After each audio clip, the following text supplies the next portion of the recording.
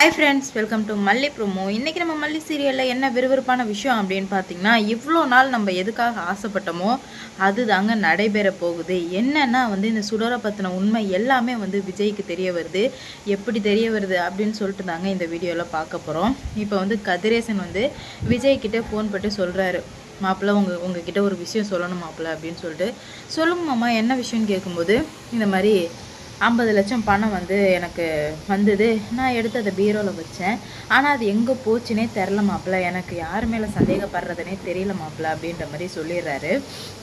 நம்ம விஜய் அன்னைக்கு யார் யார் வீட்டில் இருந்தா அப்படின்ற மாதிரி கேட்கும்போது, நான் இருந்தேன், அப்புறம் நிஷா இருந்தேன், அப்புறம் ரேணுகா இருந்தா. இவங்க 3 பேர் மட்டும்தான் இருந்தோம். வேற யாருமே இல்லை மாப்பிள்ள. எனக்கு என்ன பண்ணுறதுனே தெரில மாப்பிள்ள. 1 லட்சம் 2 லட்சமாக இருந்தால் பரவாயில்ல, 50 லட்சம் 50 லட்சத்துக்கு என்ன மாப்பிள்ள பண்ணுறது அப்படின்ற மாதிரி கேட்க, விஜயும் டோட்டலாக கன்ஃபியூஸ் ஆகிடுறாரு. ப்ளஸ் விஜயுமே இப்போ வறுமையில் வர்றாரு இல்லையா, அதனால் 50 லட்சம் அவருக்கு ரொம்ப பெரிய காசாக தெரியுது. என்ன மாமா அசால்ட்டாக சொல்கிறீங்க, ஏதோ 1 ரூபா 2 ரூபா தொலைச்ச மாதிரி 50 லட்சத்தை தொலைச்சிட்டு நிற்கிறீங்க அப்படின்ற மாதிரி கேட்க, எனக்கு தெரியல மாப்பிள்ளை, உங்ககிட்ட சொல்லணும் நான் நினச்சிட்டே இருந்தேன். ஆனால் சொல்ல முடியல மாப்பிள்ளை, இப்போ தான் நேரம் கிடச்சிது அப்படின்ற மாதிரி சொல்கிறாங்க. சரி, நீங்கள் நிஷாட்ட கேட்டிங்களா அப்படின்ற மாதிரி கேட்க, நிஷா கிட்டே கேட்டேன். சரி, ரேணுகா கிட்டே கேட்டிங்களா, ரேணுகா கிட்டேயும் கேட்டேன்.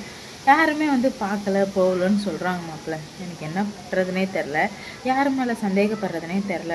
இதில் நீங்கள் தான் எனக்கு உதவி பண்ணணும்னு சொல்லிட்டு ஸ்ட்ரிக்டாக சொல்லிட்டாங்க. அந்த 50 லட்சத்தை யார் எடுத்தாங்க நீங்கள் கண்டுபிடிச்சிங்கன்னா அந்த 50 லட்சமே உங்கள்கிட்டயே நான் கொடுத்துட்றேன் மாப்பிள்ள அப்படின்ற மாதிரி சொல்கிறாங்க. இது நீங்கள் உதவின்னு நினைக்காதீங்க, இது நான் ஒரு நன்றி கடனாக உங்களுக்கு செய்கிறேன் அப்படின்ற மாதிரி சொல்லிடுறாங்க. அப்போ தான் ஏற்கனவே விஜய்க்கு பண தேவை இருக்குது இல்லையா, அதனாலே விஜய் யோசிக்க ஆரம்பிக்கிறாரு. சரி ஓகே மாமா, நான் தேடி கண்டுபிடிச்சி தர்றேன் அப்படின்ற மாதிரி சொல்லிடுறாங்க. அதுக்கப்புறம் விஜய் மண்டைக்குள்ளே இதையே ஓடிக்கிட்டே இருக்குது, ஃபுல்லாகவே ஓடிக்கிட்டே இருக்குது. அப்போ தான் வீட்டுக்கு போனவர் வீட்டை விட்டு வெளியே போகும்போது சந்தோஷமாக போனவர் வீட்டுக்குள்ளே வரும்போது சந்தோஷமாக வரல. உடனே போயிட்டு சோகமாக இருக்கவுமே எதை யோசிச்சுட்டே இருக்காரு. மல்லி கேட்குறாங்க, என்னாச்சு விஜய், ஏன் சோகமாக இருக்கீங்க, என்னாச்சு விஜய் அப்படின்ற மாதிரி கேட்குறாங்க. அப்போ தான் விஜய் எதை யோசிச்சுட்டே இருக்காரு. விஜய் உங்களை தான் கேட்குறேன், என்ன யோசிச்சுட்டீங்கன்னு கேட்கும்போது நடந்த சம்பவத்தை சொல்கிறாங்க. இந்த மாதிரி கதிரேசன் மாமா கால் பண்ணி இந்த மாதிரி சொல்கிறாரு, மல்லி எனக்கு யார் மேலே டவுட்டு போகிறதுனே தெரில. அங்கே இருந்தது நிஷா ரேணுகா தான். கண்டிப்பாக ரேணுகா பண்ணியிருக்க வாய்ப்பு இல்லை, அந்த நிஷா தான் இதை எடுத்துருக்கணும் அப்படின்ற மாதிரி சொல்ல, மல்லிக்கு அப்படியே தெரிஞ்சிடுது, இந்த காசு எல்லாத்தையுமே எடுத்தது சுடராக தான் கண்டிப்பாக இருக்கணும். ஏன்னா அவளை விட்டால் இது பண்ணுறதுக்கு வேறு ஆளே இல்லை அப்படின்ற மாதிரி மல்லிக்கு கிளியராகவே தெரிஞ்சிடுது. உடனே விஜய்கிட்ட சொல்கிறாங்க, விஜய் இது நடந்து எவ்வளோ நாள் இருக்கும், ஒரு 10-15 நாள் இருக்குமான்னு கேட்கும்போது, ஆமாம் அப்போ தான் சொல்லும்போது, நான் ரேணுகாக்கா ஒரு பேக் எடுத்துகிட்டு வரதான் நான் பார்த்தேன், நீ ஃபோன் போட்டு கேளு அப்பா கிட்ட என்ன கலர் பேக்குன்னு. கரெக்டாக சொல்கிறாங்க, அது காஃபி கலர் பேக்குன்னு சொல்லிட்டு மல்லி சொல்லிடுறாங்க. ஏன்னா விஜய் நம்பலை. என்ன மல்லி நீ போய் ரேணுகா மேலே சந்தேகப்பட்டுருக்கே, என்ன மல்லி இதெல்லாம் கேட்கும்போது, இல்லை விஜய் நான் சந்தேகம் பண்ணல, கண்ணால் பார்த்ததை சொல்கிறேன், நீங்கள் வேணால் ஃபோன் போட்டு கேளுங்க, காஃபி கலர் பேக்குன்னு சொல்லுமே. விஜயும் ஃபோன் போட்டு, மாமா அன்னைக்கு காணா போனது காஃபி கலர் பேக்கான்னு கேட்கும். ஆமான்னு சொல்லிடுறாங்க. உடனே விஜய்க்கு தூக்கி வாரி போட்டு, அப்போ ரேணுகா தான் அங்கே இருந்த காசு எடுத்துகிட்டு வந்தாளா, என்னால் இதை நம்பவே முடியல, என்ன மல்லைன்னு சொல்லிட்டு அவருக்குள்ளே 1000 கொஸ்டின். அப்போ தான் நான் தான் சொன்னேன்னே, இது ரேணுகா கிடையாது சுடர்னு நான் தான் சொல்கிறேன்ல விஜய், இப்போயாச்சும் நம்புங்க, பணத்துக்கு ஆசைப்பட்டு தான் இங்கே உள்ளவங்க நடிச்சிட்டு இருக்காங்க விஜய், இப்போயாச்சும் தயவு செஞ்சு நம்புங்க விஜய்ன்னு சொல்லிடுறாங்க. உடனே நம்ம விஜய்க்கு செம ஷாக்கு. சுடரை வாட்ச் பண்ண ஆரம்பிக்கிறாரு.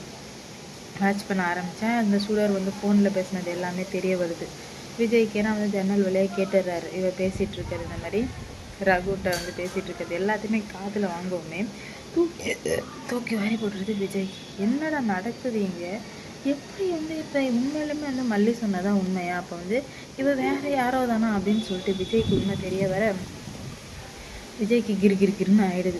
உடனே விஜய் என்ன பண்ணுறாரு அப்படின்னு பார்த்தீங்கன்னா, இதை இப்படியே விட்டு வைக்கக்கூடாது அப்படின்னு சொல்லிட்டு போயிட்டு சுடர்கிட்ட போயிட்டு, உன் பேர் சுடர் தானே அப்படின்ற மாதிரி கேட்க, சுடரா என்ன விஜய் சொல்கிறீங்க, சுடரா அப்படின்னா என்ன விஜய், எங்கள் மல்லி பேசுன மாதிரியே பேசுகிறீங்க, நீங்கள் என்ன அவள் பேசி கேட்டுட்டு ஆடுறீங்களா அப்படின்ற மாதிரி கேட்குவோம். ஆமாவா இல்லையா, இல்லவே இல்லை விஜய், சரி அதை கூட விடு, 50 லட்சம் காசை நீ எடுத்தியா இல்லையான்னு சொல்லு அப்படின்ற மாதிரி கேட்குறாங்க.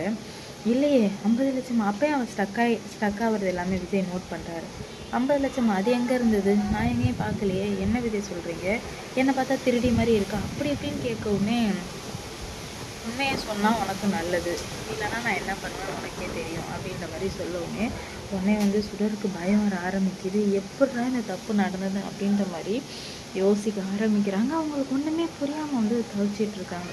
என்னடா இது இப்படி வந்து நடந்துட்டுருக்கே, நம்ம இதெல்லாம் எப்படி வந்து சரி பண்ண போகிறோம் அப்படின்ற மாதிரி யோசிச்சுட்டு இருக்காங்க. அவங்களுக்கு சுத்தமாக புரியல. ஸ்டன் அவுட் ஆயிடுறாங்க. என்னடா இது இவ்வளோ மோசமாக நடக்குதே அப்படின்னு சொல்லிட்டு புரியாமல் விஜய் வந்து சொல்கிறியா இல்லையா சுடர்னு கேட்குறாங்க. இல்லை நான் சுடரும் இல்லை, காசும் எடுக்கலை, எதுக்காக என்னை சந்தேகப்படுறீங்க அப்படின்னு கேட்டு கன்னத்தில் ஓங்கி வராரா விட்டாங்க பாருங்க விஜய். சும்மா சொல்லக்கூடாது, நம்ம விஜய் மாஸ் காமிச்சிட்டாரு. அடித்த அடியில் சும்மா பல்லு கில்லுலாம் கலண்டு போயிடுச்சு சுடருக்கு. உடனே அவளுக்கு வெளவெளப்பாயிடுது. என்னடா இது, என்ன நடக்குது இங்கே?